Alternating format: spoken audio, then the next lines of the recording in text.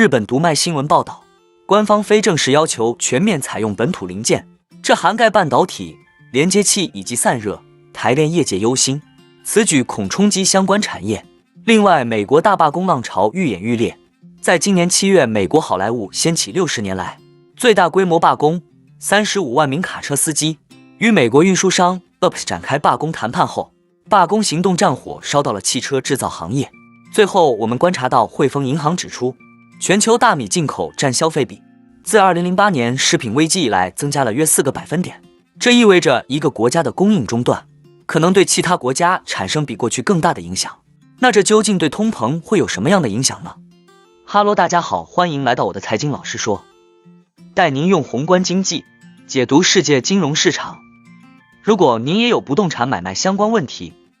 以及股市投资经验的看法分享，都欢迎留言或私讯我们。另外，我会不定期在社群贴文分享近期不错的房产物件和值得注意的类股以及投资个股。如果您也喜欢这样的内容，欢迎订阅我的频道，并打开小铃铛，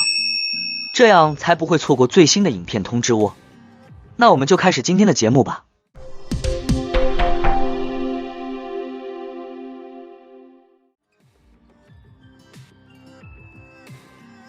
大陆传排除非本土电动车链台厂警戒。日本读卖新闻引述知情人士表示，中国大陆政府以非正式指示，国内电动车厂使用国产电子零件，包括半导体在内，并且呼吁车厂就电动车使用的国产零件比率设立目标，厂商若未达标恐受罚。台炼业界忧心此举恐冲击台湾晶圆代工、连接器、散热、汽车零组件等领域业者供货对岸电动车厂，牵动台积电、联电、胡联、反甲、台办、强茂、元山乃至于东阳等台厂后续的出货状况，这让上述的业者紧盯订单。日本读卖新闻报道，多名消息人士指出，北京当局是在去年11月举行的一场大陆国内车厂代表会议上，透过一名前大陆工业和信息化部官员口头传达这项指示。报道引述一名驻中国大陆的外交消息人士说，透过前官员口头传达指示的目的，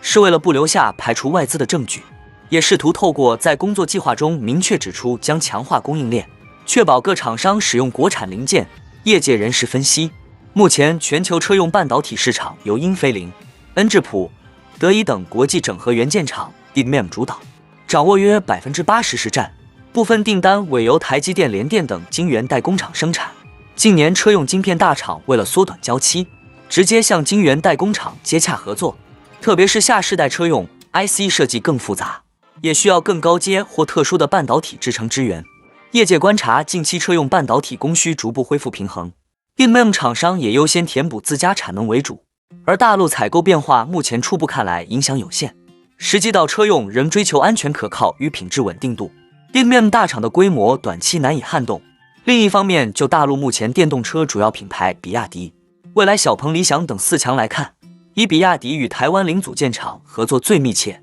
中国大陆一家研究机构数据显示，去年中国大陆汽车零件市场的规模为人民币 3.88 兆元，约5300万美元，2028年之前可望成长至人民币 4.8 兆元。消息人士说，在快速从汽油车转型至电动车的过程中，中国大陆车厂已建立自家的系统以取得电子零件，不需仰赖外国零件制造商，而且也已掌握了驱动装置以外的所有相关技术。消息人士说，如果中国公司开始在电动车零件制造上积极竞争，日本、美国和欧洲的厂商将失去国际竞争力。美东时间9月15日，美国汽车工人联合会与美国3大传统车企通用汽车、福特汽车、Stellantis 的合同到期，双方未能就新合同达成一致。裕我将联合3大车企内约 14.6 万名工会工人，从当地时间14日午夜12点起发起罢工。根据裕我主席肖恩·费恩公布计划，工会将先在3家工厂进行罢工，分别是通用汽车位于密苏里州温茨维尔的装配厂，福特位于密歇根州韦恩的装配和喷漆厂，最后 Stellantis 位于俄亥俄州托莱多的装配厂。这是裕我第一次针对3家车企同时开展罢工行动，在此之前，裕我的战略向来是逐一攻破。费恩称，如果谈判仍未有进展，裕我将扩大罢工范围，参与罢工的工人每周能从工会获得$500罢工补贴。如果美国汽车三巨头目前在汽车行业拥有绝对领先优势，或许3家企业面对入我的要求会进一步退让。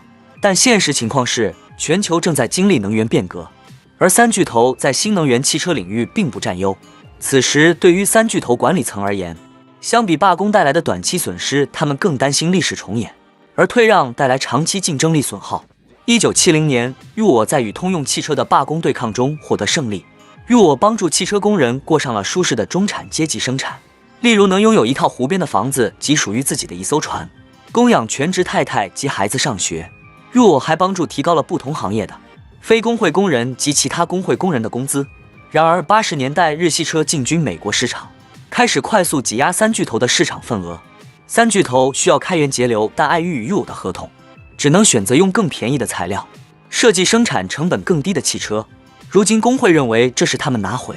他们所放弃的东西的好时机。费恩在动员工会成员时称，是时候结束企业的贪婪了。但是事实上，贪婪的不仅仅是企业，还有工会这一利益集团。根据 Center for Union Facts 的统计，大型工会领导人的年薪堪比总统，而近些年工会领导人也频出腐败丑闻。入我第5区负责人曾因挪用工会资金和其他违法行为被联邦政府逮捕，前任主席也受到相关指控被调查。马斯克是美国工会反对者，他一直反对在特斯拉内部筹建工会。马斯克深知明确的拒绝会受到强力反弹，于是他给了工人选择，并十分自信自己给的筹码：加入美国工会或者拿到特斯拉期权。工人只能选择其一，谁都不能阻止特斯拉筹建工会。但员工为什么要放弃特斯拉股票期权，选择缴纳会费呢？去年3月，马斯克更是曾在社交媒体上叫板，入我从工人手中偷走了数百万美元，特斯拉却让大量的工人变身为百万富翁。差不多的金额却是截然不同的结局。今年美国罢工行动数量猛增，据康奈尔大学工业与劳工关系学院统计，今年美国已有251起罢工事件，比政府统计的数字多了数百起。最后我们总结一下，越来越多的员工走上街头，不仅仅是新闻中报道的大型罢工，每个行业都存在许多规模较小的罢工。康奈尔大学工业与劳工关系学院的讲师在接受采访时称，罢工和工会组织的复苏还将持续，越来越多的美国人开始支持工会。供应担忧加剧，全球大米价格飙升至2008年以来最高水平。汇丰银行警告称，这可能给央行们抗通胀带来更多阻碍。汇丰银行全球研究部首席亚洲经济学家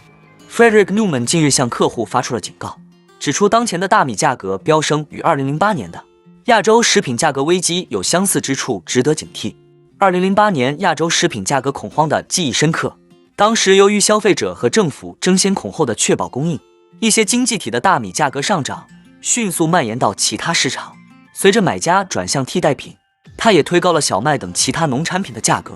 在2007年至2008年期间，正值国际金融危机肆虐全球之际，许多发展中国家同时受到了全球粮食危机的沉重冲击。粮农组织的食品价格指数从2005年到2006年增加了 12%， 然后在2007年增加了 24%， 而在2008年1月至7月期间同比增长了约 50%。 2008年谷物价格指数达到了峰值，相对于2000年增长了 2.8 倍。报告指出，当前大米价格飙升所引发的供应担忧也有蔓延之势。例如，印度购物者在7月从海外获悉印度将实施大米出口限制后，纷纷在美国超市抢购大米。亚洲的大米产量约占全球产量的 90%。 厄尔尼诺天气现象在印度等主要产区引发了大雨和干旱，印度已经实施出口限制，以确保充足的国内供应，令全球米价火上浇油。纽曼表示，全球大米进口占消费的比例在过去20年内翻了一番，自2008年食品危机以来增加了约4个百分点。他说，这意味着一个国家的供应中断可能对其他国家产生比过去更大的影响。那我们今天的节目就先分享到这里。你也喜欢用宏观经济看全球投资的机会吗？如果你也喜欢这样的内容，记得帮我点赞以及订阅分享， YouTube 的大数据就会再推荐类似的影片给你哦。那我们下一支影片见了，拜拜。